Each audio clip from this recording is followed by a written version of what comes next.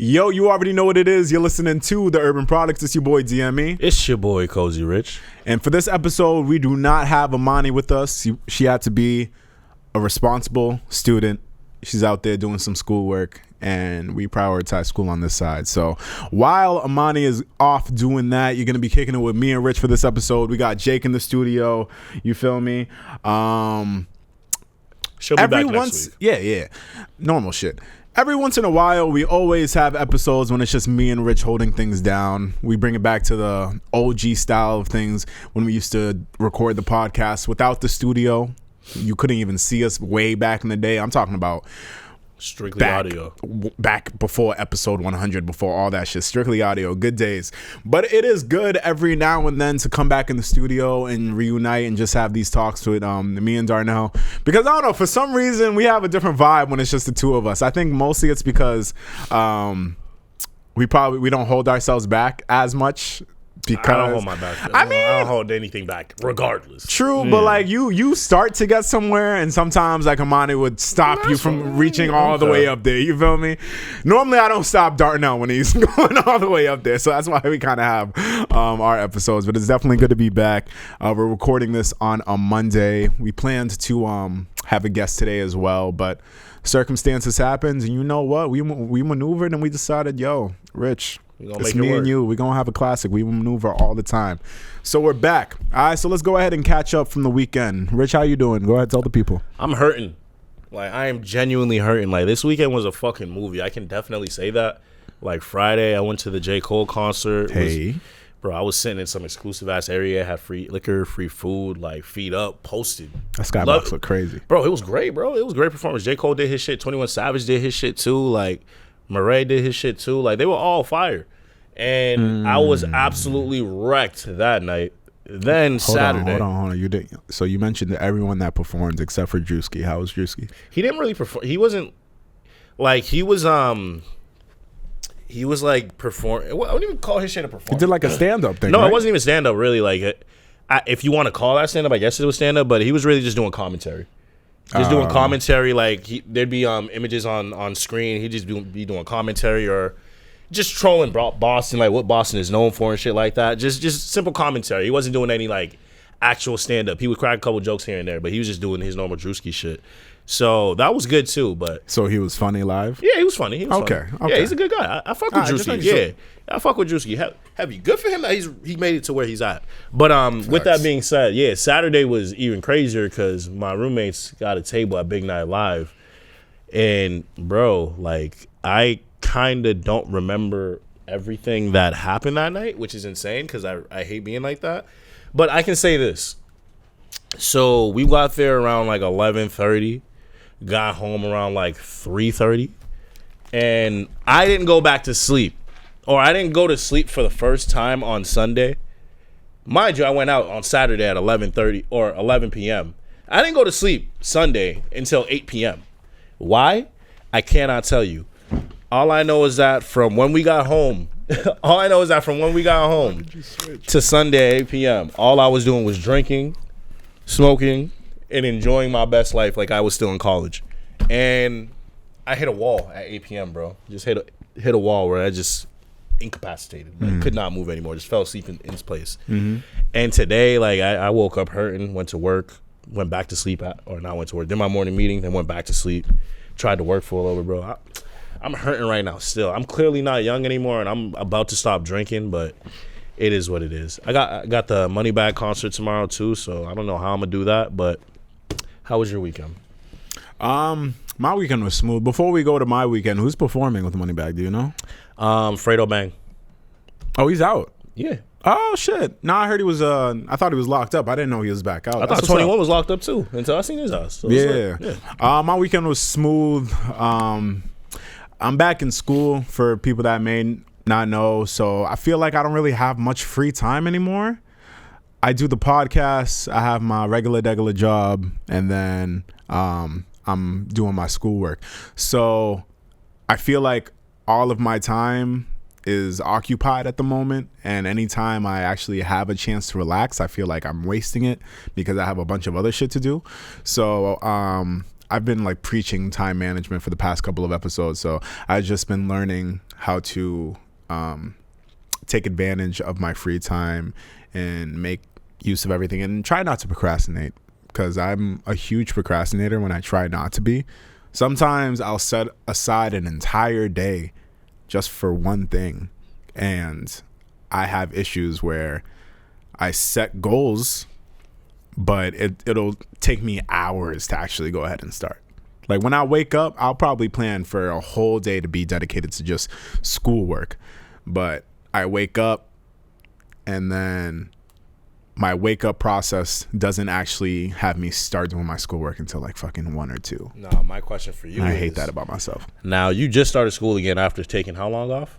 Probably 1.5 years. Bro, give yourself some time. Give yourself some time. Bro, I've taken way too much time. Not like I can't. No, but I'm saying like you're getting readjusted into that mindset, into that I'm legit have a full-time class schedule now. I'm getting 4 classes in a lab. Exactly. So you just went from school to 1.5 years off, doing your own thing, managing your own time your way, not having to worry about classes, labs, or any of that, to now having to manage all of that as well as everything you've just put on within that 1.5 years. Mm-hmm. So you should give yourself some time just to really figure out the schedule that works best for you and the time management ways that work best for you. So I wouldn't be too hard on yourself. Like I said, school just started. You're going to figure it out, what schedule works best for you. Facts. I wish these bills gave me time, but unfortunately, like I can't take too much time off. I got to get with the program at some point, but it's all right. It's all about keeping yourself on check and just moving on. But everything has been smooth in terms of the podcast businesses. I've been taking like a little time away from that, even though with all of the new improvements that we got going on this season, which I do want to say I appreciate everyone giving their input on that. We really appreciate that. I'm fucking with Rich's show, the Rich Sports Report. If y'all haven't been checking out those segments, definitely please do that. They're on our Instagram and they're on our YouTube. We kind of stopped all the sports talk on here and just had a whole segment completely dedicated to that. So definitely go ahead and check that out if you haven't yet. But in terms of the business of the podcast, I've been, taking some time away from that because obviously since I haven't been in school, I put more of my time into that. But part of the whole time management thing is learning how to take a break away from it every now and then to realign my focus. But it's all right. Now we back and we focused. When I'm here, I'm definitely focused on this podcast. So yeah, we here and we connected with you. Everything has been smooth in terms of what has happened since we've last recorded. I feel like not as much has happened since we last recorded. We got some new music, and I'm definitely going to talk about it. We're going to talk about Meek's album in a little bit because there's quite a lot to discuss with that. But besides that, I'm kind of thinking of everything else. Quick question. Yeah, not much. I don't know if you want to talk about this right now, but do you think YoungBoy is being blackballed? Or not blackballed, but do you think he is like he doesn't get the what is it? The recognition? The recognition he deserves. Because I feel like he gets that recognition and more. But there are people out there that say like, yo, he doesn't get noticed as much as he should, or he doesn't get promoted as much as he should. And I'm like, are you crazy? I see this man everywhere. I think YoungBoy does get the promotion that he needs, but I think he does it entirely on his own, and I think his team does it entirely on his own because he is signed. He's not completely independent. I think he's signed to Atlantic, but what I think it is, I think with all the cases YoungBoy has on him and everything that he's associated with, I think people are afraid of attaching themselves to him. So I don't think he's being blackballed. I just think he's like a troubled artist, if you want to say that, or not good for someone's image, so people don't want to attach themselves to it. But if you look in the industry, no one's afraid to work with him. People work with YoungBoy. Like, he's featured everywhere. He's fucking, I think he dethroned Drake, and he went number one with his album. Yeah, his album Sincerely Control, I think debuted last week, and it debuted on the Billboard Hot 100 or Hot 200 with the number one album, and being the only album to dethrone Drake's Certified Lover Boy. I think he was going number one for like 4 weeks until NBA YoungBoy. So he has a major fan base strictly on YouTube. You know what's crazy about that? You know what's crazy about YouTube? Yeah. YouTube doesn't promote his shit, but he makes the most money off YouTube as an artist. Yeah. Like, he gets the most views and everything. And YouTube legitimately said, we're not going to promote his shit, which is crazy to me. Because how are you not going to promote the highest grossing or selling artist on your platform? Like I said, just because I think it's a bad look attaching, it's a bad look attaching their image to his image. It's like when everyone didn't want to fuck with DaBaby for a little while, when everyone didn't want to fuck with Tory for a while. I was gonna say, like, you know, all that shit. If that's the case, there's so many rappers in this game where you could do some shit like that. They were doing that to Kodak for a little bit. They probably were, but it just doesn't make any sense to me because, like I said, he's number one on all these fucking platforms, and people are still saying we're not gonna promote him or he. I don't know. I think he gets the recognition he deserves. He has a crazy ass loyal following, like you said. You can't tell YoungBoy fans anything about this man. They think he's better than Drake. They think he's the GOAT. But with that being said, it is what it is. He'll be all right. Yeah, I think just with NBA YoungBoy, his fan base will continue to propel him to the top every single time. Like, anytime his album is out on pre-order, it'll be like the #1 album, and it's an album that's not even out yet. Like, anytime, I think Top, when that album was on pre-ordered, it was top 10 albums, and that shit didn't even drop yet. That's how big his fan base is. I saw a clip when 21 Savage, I forgot who was interviewing with. Academics. So you know what I'm talking about, right? Yeah, I know what you're talking about. Where he legit said that some rappers don't want to work with YoungBoy simply because of the Dirk Quando situation, how Quando was a part of the NBA camp. And I was like, okay, that can make sense, because I can understand if you're rapping about that life and you don't want to be put on each side. You know what I mean? You just want to stay in the middle and neutral, so you don't want to really work with this man. But what was your opinion on that? I think for that, what I think happens is people want to choose sides, and I get it. When the whole King Von and Quando shit happened,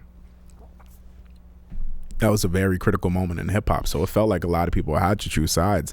So, and for that shit, someone said it was like gang affiliated. I definitely understand why people felt like they had to choose sides. And 21 is a street nigga.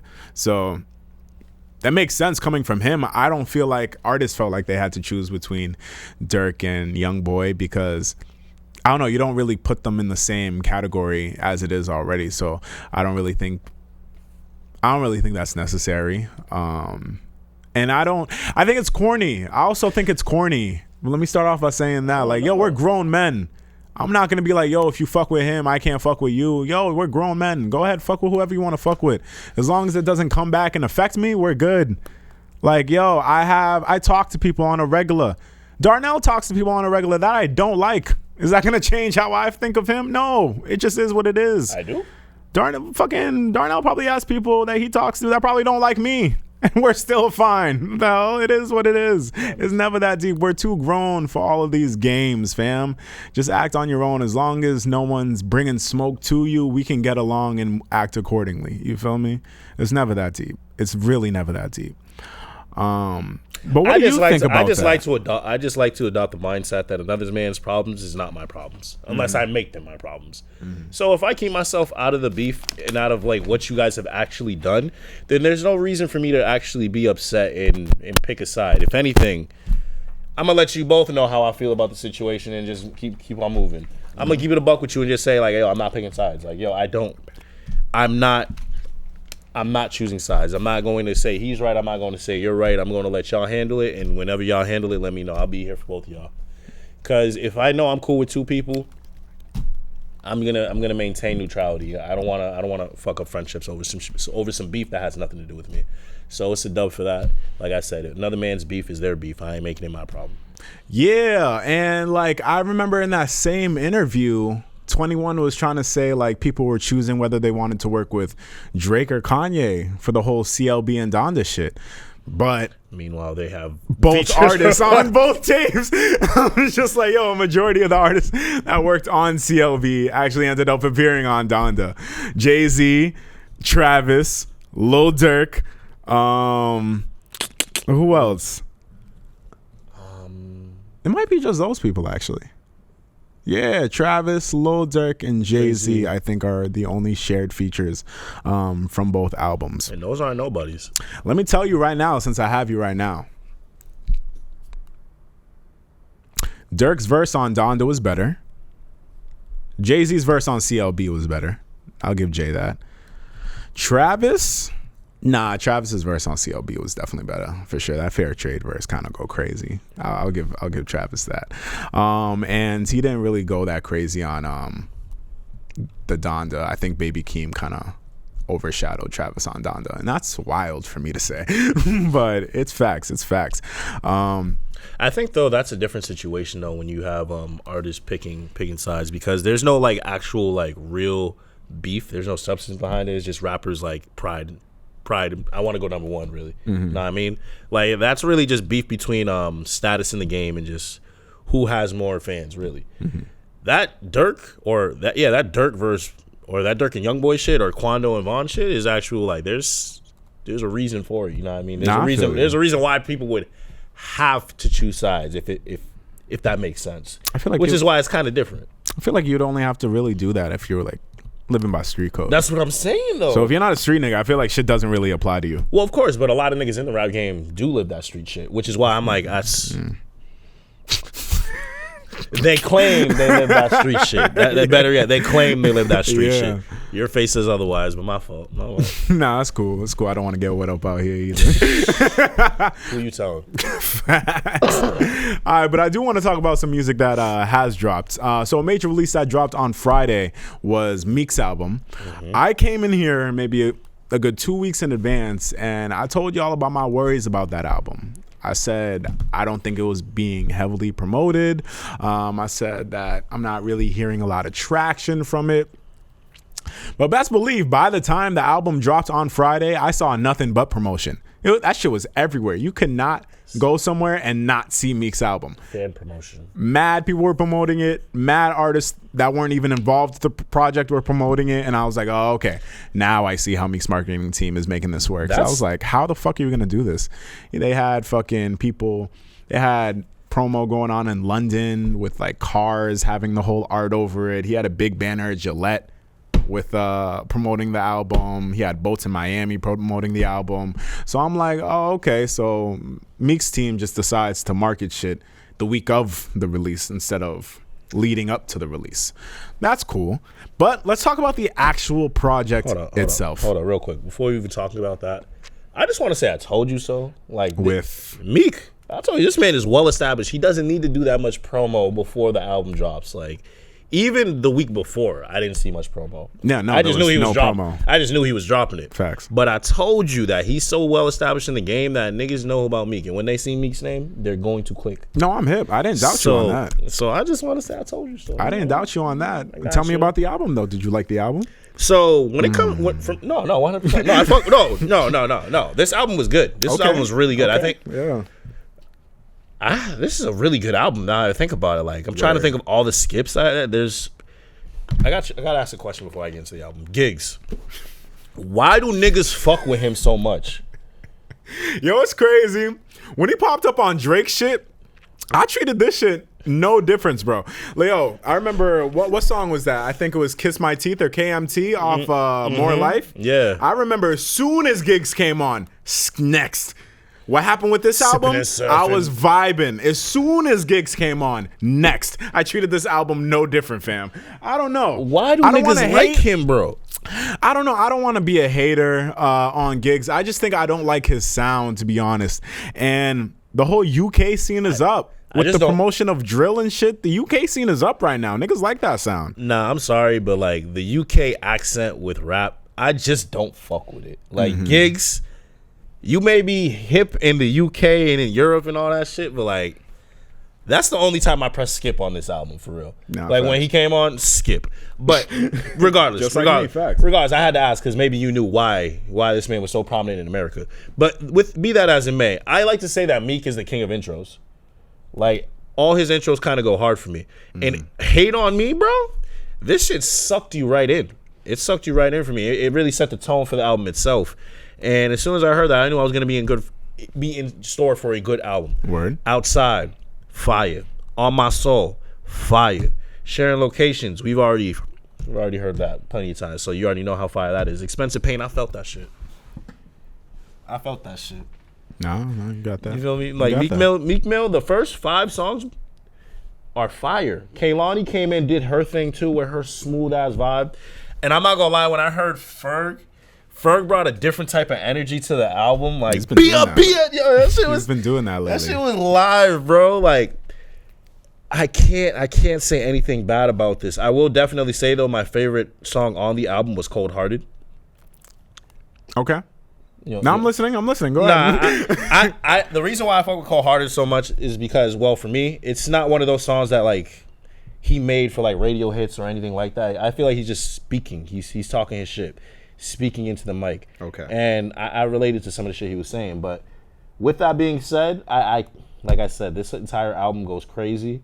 I can't wait for the deluxe. I will say, yeah, that's pretty much it. I can't say anything bad about it. Moneybagg did hit. I can't wait for the deluxe. There's a deluxe coming? Don't all these rappers do deluxe albums now? I don't know. I never knew Meek to do deluxe albums. That's why. Actually, no. I think there might have been a deluxe for wins and losses. That's maybe. What I'm saying. So yeah. There was a deluxe for wins and losses. Now that I think about it. So as a result, I need there to be a deluxe for this, and I need to see what he kept off so we can add it to that. But what was your opinion on it?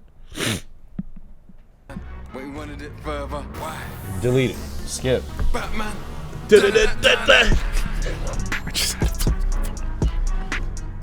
I gotta skip gigs every single time, bro. I'm sorry. You making that check, though. You making a check. All right. Okay, so for me, right, I had my skepticisms about this album before it came out. And unfortunately, most of what I worried about actually came to light. Championships was much better than this album, in my opinion. That's his best album. Oh, well, no. In my opinion, Championships was better than this album. I think there was a lot of hype and anticipation for this album coming off Championships, just because of the circumstances that he was under. But to come back maybe 3 years afterwards, we're expecting dope shit. Now, the title, I love the title. When he explains the meaning behind the title, I loved it. Got the concept. The artwork, I'm impartial on, but I get it. Some fly shit. Supposedly some fly shit, so I get it. But the actual project itself, I didn't like the intro. Really? Yeah, and Meek is a man who's known to body intros. Every intro that he put out for an album was elite and top notch. I didn't get that from this intro. Really? Yeah, maybe it was because it was so short, or maybe I didn't like the hate me now flip, but I don't know. It was underwhelming. It was underwhelming. Like when I heard the Championships intro, like, yo, you knew what time it was once that shit came on. It set up everything perfectly for that album. Fucking even Dreams and Nightmares. Dreams and Nightmares is about 9 years old now. That was Meek Mill's debut album when he got signed to Maybach Music. Well, and the first song on that album is Dreams and Nightmares. That is a cultural song. And 9 years later, bro, 9 years later, you still put that on in the club. Mad people got shit with Mariah. Everybody got shit with Mariah, bro. Mad niggas on fire. Mad niggas fucked around and get smoked. You see, like, we're still reciting that and giving off that same energy 9 years later. So for Meek to be a vet in his caliber at this point in his career, I'm expecting more. Going into the next song, for me, I'll be honest, the album doesn't really start for me until On My Soul. That starts the album for me. That's a great song. Beautiful. I don't know. Most of the songs I liked on this album was kind of Meek Mill doing that sing-songy shit when he's kind of like singing a little bit. Most of those songs are my favorites from this album. I don't know, because I can hear the pain when he's singing, because Meek can't sing at all. But like when he's doing that on the verse, I resonate with that pain, so I feel it. Feel it in my soul. I'm like, yo, I feel you, because I also can't sing, so I relate with you, brother. I be wanting to hit them notes too, so I feel you. So they resonate with me. So yeah, I really fuck with On My Soul. Really dope track. Sharing Locations. So yeah, self-explanatory. Yeah. It's alright. It's alright. Honestly, sharing locations feels like a left off from the voice in the hero. I'll be honest with you. I'll say this. It just feels like an extra. When I heard that song for the first time in clips, like that song sounded legendary. It sounded.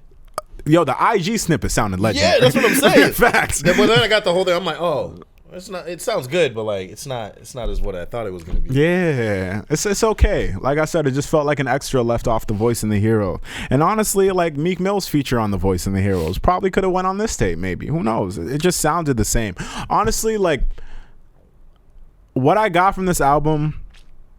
It's just like a lot of sing-songy shit, which makes me feel like. Which Meek has done in the past, but it's just the style that I got it in this album, it felt like he was trying to replicate a lot of Thug and Durk. I got that kind of from this album. Because the type of shit he was like singing, I'm like, yo, you don't really sing like this. You don't Maybe he's trying to get in you the don't bag. Fucking extend notes like that. Thug does that. Like who I think Love Train. Love Train is the one. I love that song. But I got big Thug influence from that song. Still, I love that song though. Great song. The one that he did with Kehlani might be my favorite on the tape.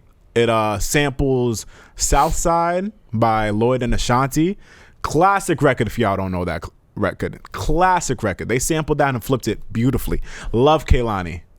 If you're watching, I love you. Come to the show. We got to talk. But yeah, that's probably my favorite song on the record. Now, you said another one of your favorites was Cold Hearted 3. I was so disappointed by that record. I could tell by your face. I was so disappointed by that record. Your face. Because the first two Cold Hearteds, Cold Hearted 1 and Cold Hearted 2, those went crazy. Oh my goodness. Yo, Diddy talked his shit on the first one. Like, Diddy was motivating me. Like, I don't know. Diddy is the type of nigga, well, yo, Diddy was popping. We all know who Diddy is. But musically, in the music game, he hasn't been popping since the mid-2000s. But he can still come on a record and give me that energy. He did that on the first Cold Hearted one. On Cold Hearted 2, niggas gonna make me play records, bro. On Cold Hearted 2, I'm not even gonna say much. I'm just gonna play it and let it speak for itself. This is what Cold Hearted 2 sound like halfway through. I'm gonna play like this nigga was just saying some shit and I was just like, wow, I can't relate to any of this at all, but I feel you, Meek. I feel you. He does that. This is what Cold Hearted 2 sound like. All right, just listen to what my man said in the back. What I supposed to spend 1,000 nights in the studio rapping my lights out, going city to city. I'm just gonna let it play. School when I want to, can't see my mama, my family when I want to. They give a nigga my money. Facts. They act like he hanging with me. Facts. I ain't never been sweet. As far as I can remember, every time I went to jail, I had to stand up in that bitch by myself. I ain't even never think about a nigga calling my baby mama to pick my son up to take him to the movies, go play basketball while I'm doing this time in the cell, acting like I owe you something. Shit hurt my heart to see some of my closest friends turn their back on me about that attention needle. Or a green piece of paper. He does this for 2 minutes. Nigga talking. He talks for 2 minutes, bro. And it's real shit. I heard him whispering, Meek Mill finish. I was like, damn, I was feeding you, bro. All I did was keep grinding. Through the storm, nigga, I'm like Derrick Rose on a 50-point night. On a deli base, nigga. For the love of the millions. I have no idea what he's talking about, but I feel him. Never get it confused. When that beat drops. I got real friends and family that never turn their back on me for the love of the money. I got a homie that's doing life. He can't offer me no money. He can't offer me nothing but a friendship and a relationship. I talk to him 7 days a week. That was probably the realest shit this nigga said. Don't come to me talking about no money shit, nigga. Don't come to me with that shit. Don't come to me talking about my money. We going to the furthest extent to protect that plate that go in front of my son on the table, nigga. One love to all my family and friends that stay down through all the madness. Where do you rank Expensive Pain? Sacrifice and put it all on out of his albums? Yeah. Give me a second, I got you. One time for my mom and sister that never changed. Because you said, nah, I can stop it because he just keeps going. He just keeps talking real shit for the rest of that song, and that was the outro of Championships. That was the outro. What about Cold Hearted 3 made Meek decide when he was in the booth, yo, I'm gonna call this Cold Hearted 3? What about that track gives any remnants of the first two Cold Hearted? I don't find any. That's just me personally. I listen to the track and I'm like, sure, bars, he's rapping. Meek is always going to rap to me. He's always going to rap. But the Cold Hearted series, those two tracks, those first two tracks were monumental in terms of motivation, inspiration, and just real life shit. I didn't get that from Cold Hearted 3, to be honest. And I don't know if it's because Meek's so popping at this point where he's too rich and hanging out with Jay-Z and fucking Robert Kraft and Rick Rubin. I know he didn't forget where he comes from. So I don't know if maybe Expensive Pain, he's trying to tell us he elevated to somewhere higher. But I know you speak for the streets, fam. Meek, you speak for the streets. You speak for the trenches. I need to still believe some part of you resides in that. Don't tell me you're too Hollywood now. I know you're not, Meek. I didn't get that from Cold Hearted 3. I was very disappointed in that one. You could have kept the song on the album, just don't title it Cold Hearted. That's my opinion. You were about to say something though. No, I wanted to ask you because you said earlier that Championships was better than this. Would you say Championships is his best album, or where do you rank can make this? that argument? Now you can definitely. For me, there is no argument as pertains to which his best album is. Wins and Losses is his best album in my opinion. You can't play me one skip on that album, and you can't tell me there's not crazy replay on that album, and he's spitting that entire fucking album, bro. You can put on any song right now. You can put on any song on that album right now, and I'll spit it word for word. I would say Championships 1, Dreams Worth More Than Money 2. Dreams Worth More Than Money. That's number 2 for me. Championships 3. Fucking. I hear it though. Dreams Worth More Than Money, my nigga. That's 2. Championships is 3. And Wins and Losses is 1 for you? Yeah. Word. But do you remember how fucking Do you remember how Dreams Worth More Than Money like started? No. Okay. I'll go ahead and play you a little snippet. Please do. Jog my memory. That's fine. This was the intro. I know. I just looked at the song list again. I know. Look at every song, though. No. Look at every song on that album. I know. Wins and Losses. I said what I said. All I wanted was a new Mercedes. This was the album that started the Drake and Meek beef. I understand. A lot of moments came from this album. Yo, Rico, bro? Rico? Yo, Rico used to be that shit. This whole album gave us back-to-back, bro. I don't know. You might have to say Dreams Worth More Than Money gotta be number 2 for Meek, fam. I did say it's number 2. Oh, yeah, you put Wins and Losses over that. Yeah. Okay, I put Championships at number 1 for me. That's number 2 for you, right? What? That one. This one's number 2 for me. Wins and Losses you can make for number 3. For Wins and Losses, honestly, I'm looking at the track list right now. Definitely got some songs, but like honestly, in terms of replay value, I'm looking at the track list right now. Only song I would go back to is We Ball. Out of all these songs, 1942 flows, We Ball, issues, fall through, We Ball. Yeah. Wins and Losses. I'm not playing any of these songs today. Oh my god, then you didn't listen to that album enough. If that's the case. I don't think I did, to be honest. No, I listened to it. I remember playing the album, but I was like, there was nothing on it that was like, oh. I mean, there was like some real shit. Yeah, but it was like there was some real shit, but there was nothing on it to really keep me.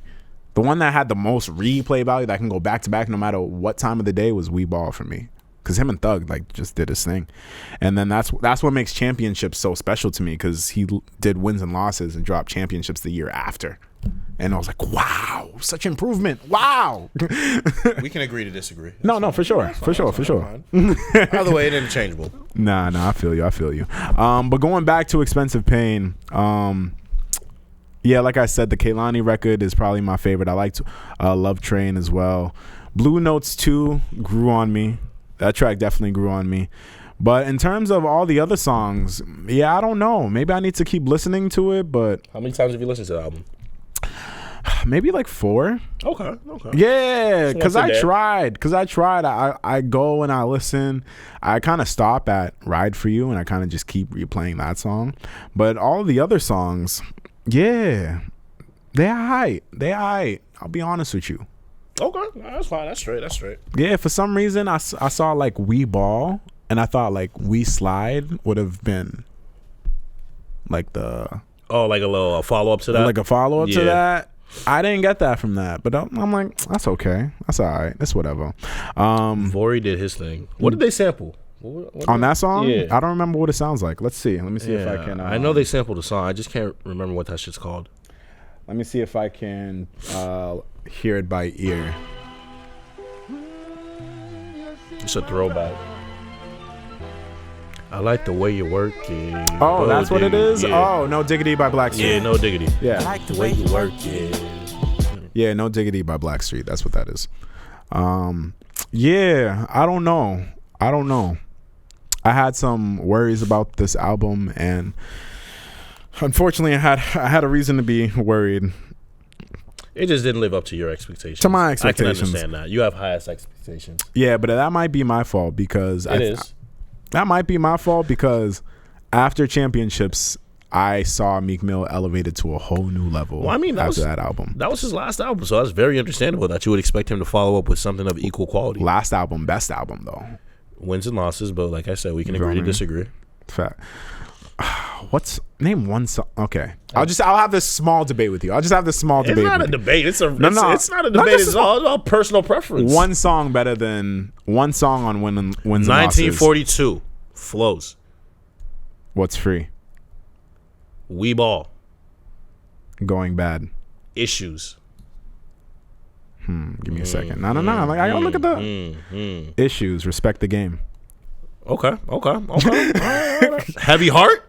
Cold Hearted 2. What? Come on. Heavy Heart. Cold Hearted 2. What is or trauma? Bro, we can do this all day. Yeah, I can. We can do this all day. I'll give you a song on championships that was better than wins and losses. But that's just me. That was the small debate I wanted to have with you. To do a fucking... It's not a debate. Meek versus... even 24/7 with LMA could fucking kill wins and losses. Meek did his thing on that. He did his thing on both albums. You feel me? Facts. I'm just happy to get some new music. I'm just happy we were able to get some new music from Meek finally after all this time. Yeah, the for height sure. of the singles. Glad we got a nice little body of work. Yeah. We got Don Toliver dropping an album this Friday, and I'm very excited about that. Okay. I am extremely excited about that album.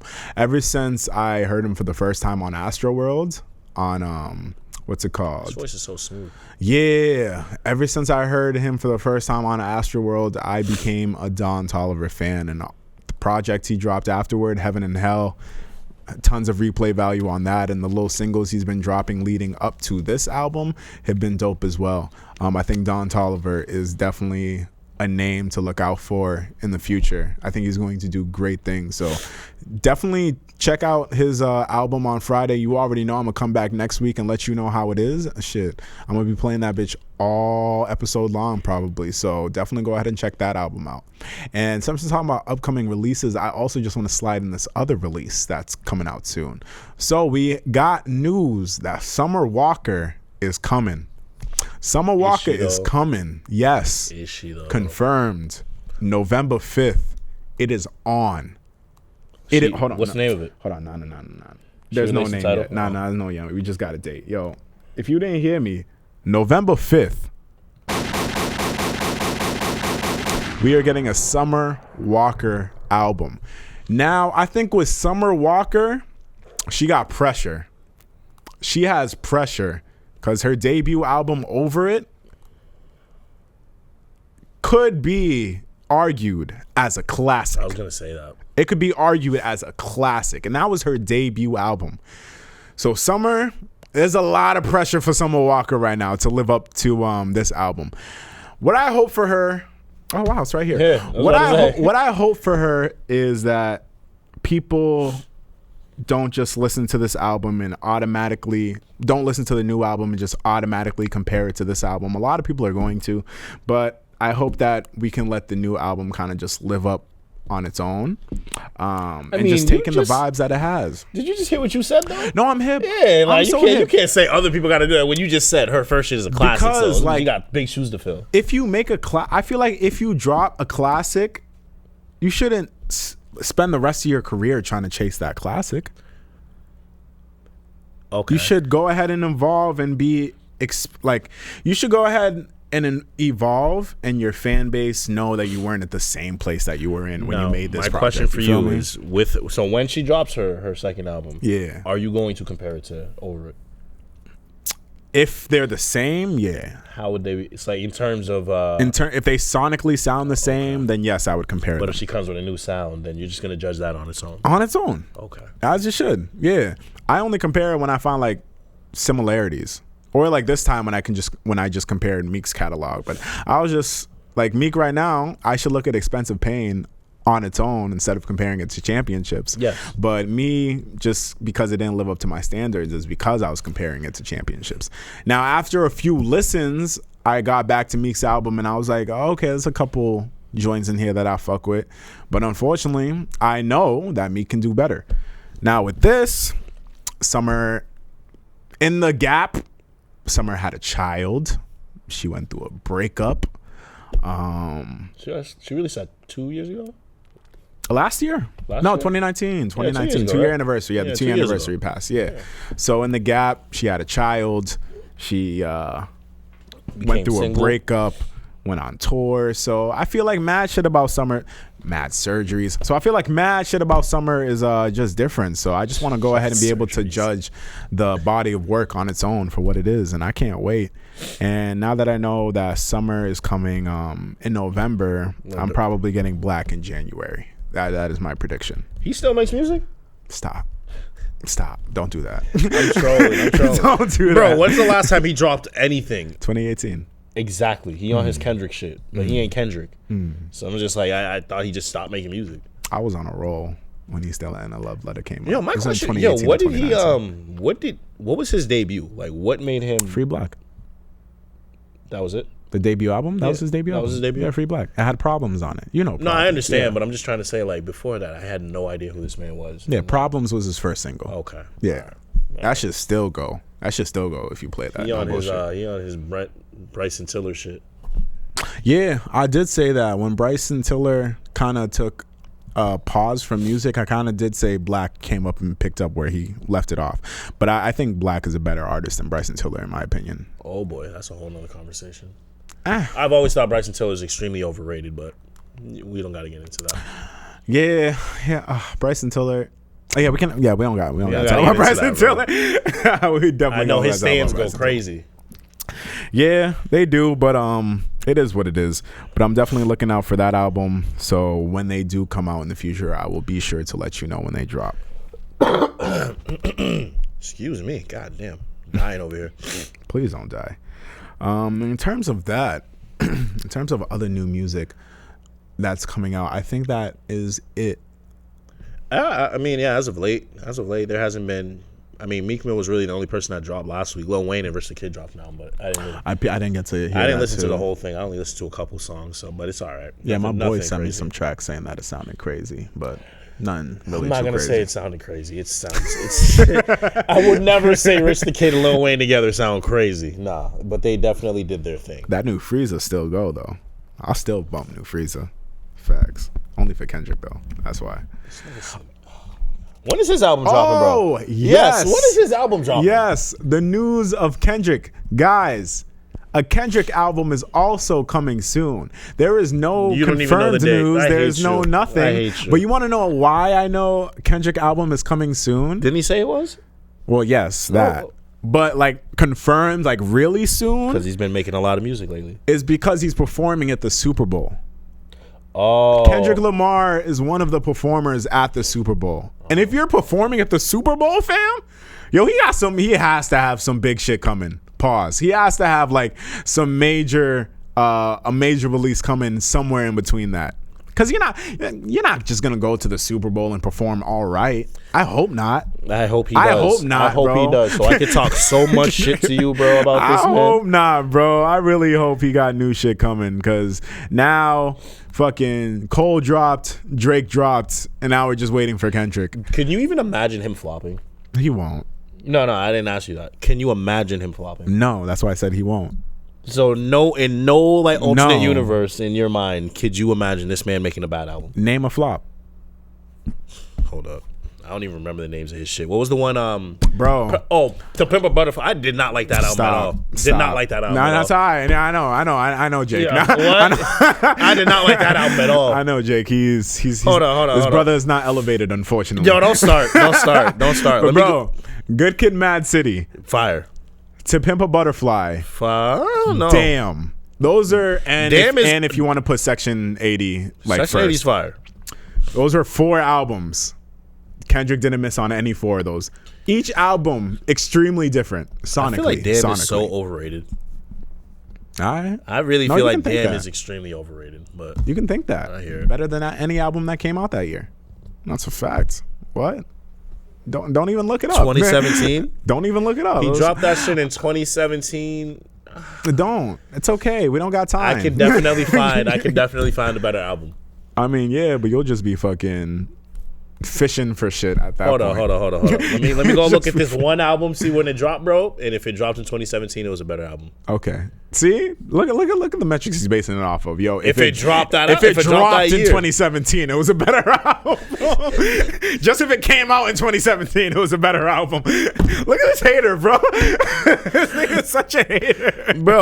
I don't like to consider myself a hater because I really do fuck with some of his music, bro. Bro, like, since we started this podcast, you've done nothing but hate on Kendrick Lamar. And I have always said, Good Kid, Mad City, fire. Section 80, fire. Like, when he makes good shit, I just let you know it's good shit. But when I don't like his shit, I'm going to let you know I don't like his shit. And I just haven't liked his shit as of late. I'm not saying, damn, it's trash. I'm just saying it's overrated to the point where I remember that shit was just nonstop. Everyone talking about how great this album is. Oh, my gosh. It's like, bro, it's okay at best to me. But I hear what y'all are saying. I feel it. Now, I'm also the same nigga that said Future was better than him. So I was about to say, will you be able to say when Future drops a bad project? Oh, what? I can tell you. I can name a couple bad projects right now. Like, his Future drops so much more music than him, though, that's bound to happen. Albums, though? Future has way more music out than albums. Yes. Oh yeah, because he's been out longer. I wouldn't say that. They definitely came in the game around the same time. 08, No. 09? No. When Kendrick's first album came out in 2012. Kendrick was around before then, though. Yeah, but his first album I was listening to his, like, 2012. I'm not gonna lie, before he made it mainstream, like, I fucked with all his mixtapes, bro. Okay. All his mixtapes. I'm just telling you when he dropped, bro. When he dropped. I'm just Studio telling album. you when he dropped. Okay, all right. 2012. I got introduced to Kendrick Lamar in 2011 via Take Care. That's when I got introduced to Kendrick Lamar. But yeah, when he comes out, I'll be back. Niggas know where to find me. Niggas will be waiting for my reaction to that album once that shit drops, but it's fine. I honestly hope he drops some like otherworldly shit so I can finally come in here and say I understand. I understand where you coming from. Go back and listen to I'm not doing that, bro. Yo, this is what you should try. So you should, right? You don't play it for the ride home because it's not like a for the ride type of shit. But set yourself up nice and cozy in your room, right? Put the album on and read the lyrics while you listen to the album. Do that. I'll fall asleep. Okay. This nigga don't want to learn something. Just do that, bro. All right. Do I have anything else I want to talk about? I'll be all right, bro. I ain't got to worry about all that. Is there anything you want to talk about before we leave? Because this nigga's just hating. Is there anything that you want to talk about before we leave? This is the nigga. First of all, why his face look like that? Because he's saying, damn. I guess. You feel me? I guess. Nah, but I've been thinking about this since you brought it up before the show. And I've really been like, there's so much shit I brought up before. Nah, I know. Like deliberating. I've been deliberating like which sex is more insecure for real? Cause I'm not gonna lie, there have been times where I've, not any time recently, but like past like a couple years ago, I've been insecure. I felt really insecure. I feel like everyone does. Exactly. You have those moments, but like in your opinion, which gender is more insecure? We don't gotta talk about this. That's just a quick question. Yeah. Shit. I feel like both gender are fucking insecure because of society's norms, but I feel like women show their insecurities more, if that makes sense. And that's not an attack. It's just what I've experienced. Like normally with dudes, their insecurities, they're not really vocal on their insecurities, and like if they are insecure about something, it's not really something you're gonna know unless you ask about it. But some women, not all, I feel like I just see them wear the insecurities on their sleeves, or like they vocally express their insecurities, or you can just pick up their insecurities through conversation. So I feel like with the kind of norms society puts on people, especially like with women, and it's fucked up. It's fucked up, the shit that society puts on women. But I just feel like if people don't see themselves fit a certain mold, then that'll just make them insecure. In the patriarchal society that we live in, where we expect people to be a certain way, I feel like if people don't see them in that light, then they just look down on them and think everyone else is looking down on them that too. But with men, I feel like men can just kind of do whatever and like move freely, and as long as they're not a bum, they'll be alright in life. That's true. Because everything you were saying, I definitely agree with. But for men, I can definitely feel like, well, me personally, I'll definitely feel more, or I'll feel insecure if like I feel like a bum. If I don't have anything going for me, if I just feel really lazy, like I'm not making money, I don't got a job or something like that, that's when I would probably feel real more insecure. But yeah. You're 100% right. Like, men don't wear their insecurities on their sleeves. We're not really vocal about that shit. We don't really talk to many people about that. So it's hard to say who's really more insecure when we don't even know, when we aren't really even talking about it like that. But this goes back to what I was saying earlier. Like, women are just more vocal about it. They'll let you know what's going on, and they just express more shit. So just basically going off that, I gotta assume that they're more insecure. Yeah, like for me, I was saying before the show, like me throughout the years, I've had insecurities, and I still do. Everyone has insecurities. But I remember way back when I was younger, a major insecurity I had was my weight, obviously. And through society's norms and expectations, I would be considered as like obese and overweight, and who knows, people would just come out and be like, no, Devin, there's no if, you just are. And I'm like, okay, that's fine. But do I let that really hold me back? No, not really. You want to know why? There's so many reasons why. But I don't let that shit hold me back. But I can see for the other side, if they were trying to get into some shit, I could see why they'd be more insecure about it. Cause like, I don't know, for like dudes, I feel like there's only so much you can say to really put a man down. Like, okay, let's have an honest opinion, right? Let's have an honest opinion. And Jake, you can participate in there, right? If we can all, the three of us, be honest with each other, what can a woman say to you to put you down? What is the one thing that a woman can say to you to put you down?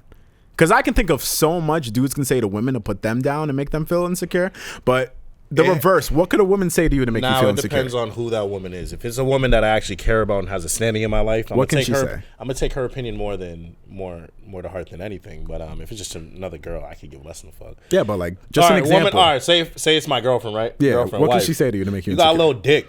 I feel like that's universal for men everywhere. I feel like that's universal for men everywhere. You got a what is the one thing that can make a man insecure? You got a small dick. You got a little dick. And that's it. That's it to me. Nah, but to me, I'm like, yeah, but you still let me beat. So it's like, are you just saying that? And that's their response. You feel me? That's their response. That's what I see. So like, you can think about anything else. Yo, you can call a dude ugly. You can call him fat. Yo, shorties roast short dudes all the time. And there's just certain shit that like people say, it may affect you. It may get to you, but you're not really like making a big deal about it. Now we throw the opposite to women, fam. You do any of that shit to women and you are a terrible person, yo. Well, you are a terrible person. That just goes to show you though how we're raised differently, because I feel like growing up, like you said you had people coming at you about your weight. Me too. I used to be skinny as shit.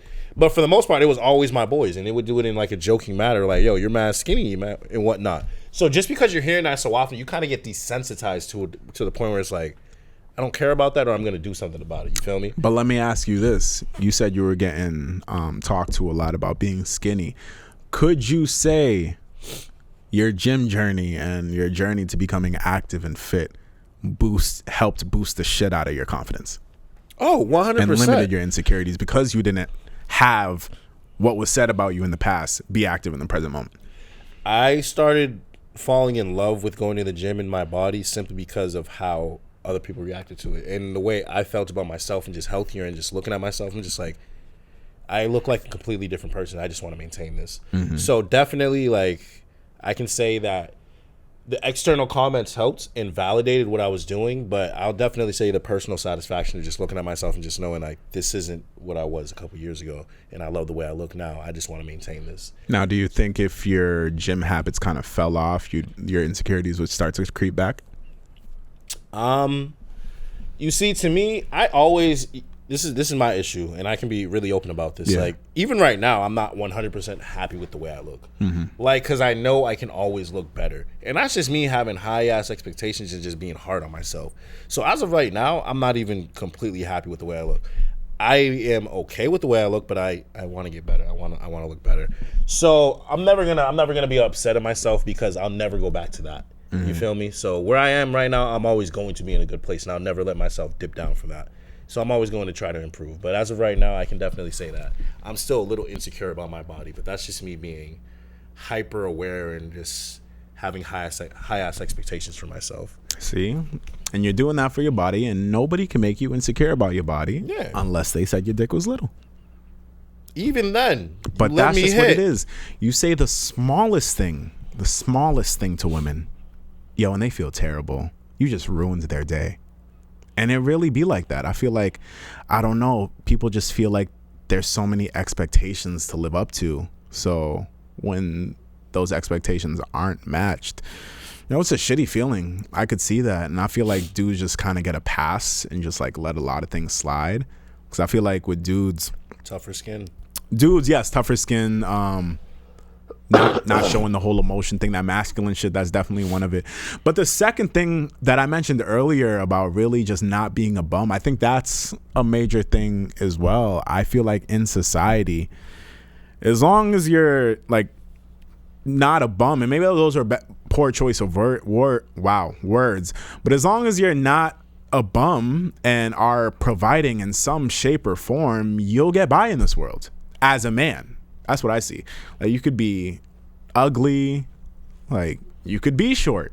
Kevin Hart's a millionaire.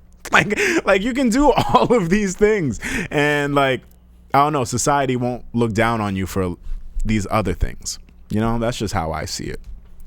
This is actually one thing. Do we have time? Damn, we might not have time. Yo, I'm gonna ask this question here, and we're going to continue the talk next week when Imani is here, because this is an Imani conversation that I want to have with Imani.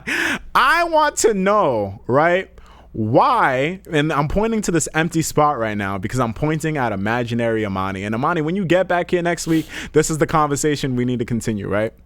So, Imani, why are men shunned, black men? Why do they get shunned when they're dating white women? That is my question. Why do black men get shunned for dating white women? That's a funny question. And Imani, when you get back, just know none of this is directed to you, but you are the only black woman on this show. So I would love to have that conversation with you because I've been seeing this has been like a thing going on for years, but it's just conversations that I've been hearing and I've been listening to, and I've like just been wondering, why do we give men shit but we don't give women the same shit? And that's a major conversation I want to have, because you know how many weddings I've been to with my sisters and this white man? Really? Yeah. You been to a lot of those? Yeah. Mad people. There's mad women in my family married to fucking white women. My cousin just recently got married to this white dude, and that's cool. That's cool. I'll dap him up every time I see him. But in the reverse, I went out. My little brother recently turned 21, and I went out for his birthday. And we were talking about, how he's of age and shit. Now he can start doing certain shit. One of the first things his mother said was, "Don't bring home a white girl." Yo, why did my mom say that to you? And I get it. I get what it's deeply rooted into. And a lot of people are going to come at me for this part of the conversation because some people are like, yo, it's so obvious. And I just want to know, yes, it's obvious, but why is it a thing? Why does it have to be obvious? And we could have a much deep conversation about that. And I feel like those are one of those taboo topics that people don't really want to talk about. We just notice that's a thing and we just want to move on with it. But no, we should have that conversation here. I think this is the perfect show to have that conversation on. But yeah, that's kind of it for me. Imani, I'll be ready to talk to you next week. Yeah, we're going to talk about that next week. That's a good topic. Why do you think? Well, tell Kat to give me a minute. Yo, why do you think that? Why do men get shunned for that? I think it has something to do with the fact that we're a minority in this country, and we're also the fact that black people aren't really liked in this country. Like our culture is liked, but us individually, you can come to an agreement that I wouldn't say we're really favored in this country. And as a result, it's like, yo, we got to stick together. So if you're going to this white woman or this Asian woman, you're leaving. You're not staying with your people, your culture. And I think that's all what it is. Just leaving your culture for someone that doesn't even understand you. Because if you think about it, no woman will truly understand what you're going through other than a black woman. I definitely understand that. So I understand that 100%. Yeah, that's why which is why I can understand. For a certain period of my life, I said, I'll probably end up marrying a black woman. That's what I've always said when I was younger. And then my mind advanced, and I'm not saying that my opinion has changed now. Who knows? I feel like I might still follow that route into my future. But I'm just like, it's just why are people being shunned for who they fall for? The fuck? And that was once. Yeah, go ahead. I'll let you finish that before I wrap the show up. No, I was just gonna say, with that being said, it is what it is because you can't control the environment some people grow up. You can, if you grow up in an environment all around white people, and you're African American, black, or whatever, I'm not gonna expect you to gravitate towards black women because all you know is white women. You know what I mean? It is what it is. I understand that. So I'm not one to ever look at someone and be like, yo, why are they dating this person? Because you can't control who you fall in love with and you can't control who you have feelings for. So do what you want. Just do what you want to have fun. As long as they treat you right and respectfully, I can't say shit. You feel me? Anytime RG3 is happy, the internet tears him apart. And we'll talk about it. A lot better. We'll talk. Wow. See, we'll talk about that shit in the future. Niggas loved when Dirk upgraded from whoever the old chick was to India. Niggas loved that. I'll say this about RG3's girl. This is because we don't got time. Like I said, we'll talk about all that next week. This is the one thing because Darnell mentioned one side of it. The other side of it is, and this is the frank and honest truth. It's a status symbol. It is a status symbol. You think so? I never thought of it that way. Back in the day, I don't know if it's like that now. Back in the day, white shorty was the Benz. I never thought of it. And it was seen as a status symbol to be with one. And that's why brothers were itching to get themselves a white girl in the past. Now, throughout the years, it's changed and everything is different, but that was definitely a factor back in the day. Times have changed now, and I definitely want to have this conversation when we have a woman present with us. But yeah. Just know that was a preview into the next episode, all right? But let's go ahead and wrap the show up. Let's get into our reality checks and our vibes of the week. We can end this episode. Give me a second. Let me think real quick. All right, boom. Let me get to my reality check, right? This nigga already got it. All right, so for my reality check, right, I will go ahead and just leave with the people that,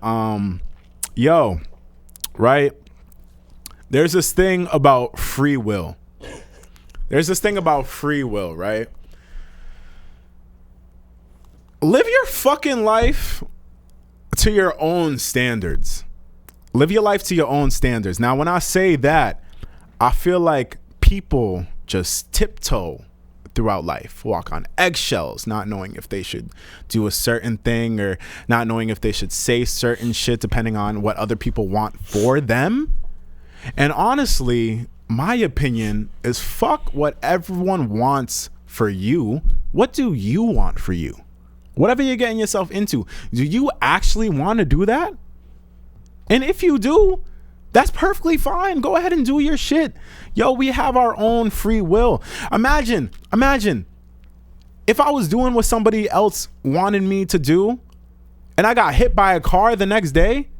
What did I live for? Nothing, because I wasn't living for myself.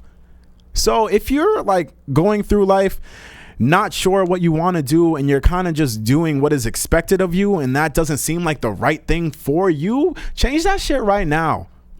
Like I said, your time on this earth is precious. You never know what is going to happen. I hope I make it past 70, 80. I hope I make it to that age because hopefully by that point, I can definitely say I lived and I stood for something in my lifetime. I'm doing what I want to do right now because thankfully I have the support of my family and my friends to go ahead and let me do that. They had a structure and a journey already set out for me, and I told them fuck that early. You feel me? I told them fuck that early, and through grace and time they respected my decision. So I just want to go ahead and pass that on to y'all because I see way too many people go through life, go through careers, and it's not the shit that they even want to do. I'm talking to people who have college degrees and what they actually end up doing in life is something completely different. And I'm like, wow, imagine if you just had the freedom to live and explore shit on your own. I went into college maybe 4 or 5 years ago with a plan, and now I'm back in college doing something completely different because I had the free will to go ahead and explore what I actually like in this life. And now I'm benefiting off of that. So I just want to go ahead and pass that on to y'all. Please, all right? Pass that on to y'all. I just want everyone to be happy with what they're doing at the end of the day, all right? Free will. Remember, you have the choice to do whatever you want with your life. So make that choice wisely, all right? That's my reality check. Life is full of up and downs. And when we have those up and downs, we get sad emotions, we get happy emotions. And my reality check for y'all is just don't let any of these emotions temper with your day-to-day essentially. And what does that essentially mean? It means you may have one bad day. Don't let that bad day turn into a bad week. Don't let that bad week turn to a bad month. You know what I mean? And yes, you may have some good days, but don't act like it's always going to be that way. Stay baseline, stay positive. And the reason why I'm saying that is because too many of us have these feelings where we're down and we think it's going to last forever, so we let it affect us. And then we start bringing that energy towards other people, and that's just not the way we should live life. We should always live life on an even keel. We should always live life thinking that things will get better. And that's why I say life is full of ups and downs because, yes, you will have your bad days and you will have good days, but odds are it's going to cancel out and you're always going to be good in the end. So like I said, life is full of ups and downs, but make sure you're tempering your expectations, you're tempering your mood, and you're finding creative ways to actually get things off your chest. Like I did. I started creating a journal that I write in whenever I feel upset. And basically every night now. And I just feel great after doing that. So if you're down, find a way to actually release that energy so you can get back up. That's my reality check. And that is the end of this episode. Thank you for everyone that tapped in and continues to tap in with us. Imani will be back with us next week, and we're going to have that conversation. We're going to have niggas are going to try to dissect this and try to figure out, what could he be talking about? Nothing. It's just a conversation. Don't try to look for specifics. Niggas need to mind their business, all right? So you've been listening to The Urban Product. It's been your boy DME. It's been your boy Cozy Rich. We will go ahead and catch y'all next week. Love. Deuce. Good God Almighty. I got me 60 cars and I want 60 more. Rich. I'ma pull a 44 so fuck a figure four. I'm known to get these hoes with all them pressure flows. She nutted on my dick and it was liquid gold. I started independent like a rapper lot. We pulling pistols trying to cut the cameras off. All these VVS is natural and without a flaw. 100 million strong so I'ma bottle out. Rich. Bill and Mansion put a fireplace in every room. Gary Payton on me burning, know it's time to boom. Back to Boston Culinary, how we cut into it. Yeah. My nigga Boja giving bonuses for how we moving. Balenciaga, let's spend some dollars. I blew $1 million in my belly and my red and pop. Still in demand. I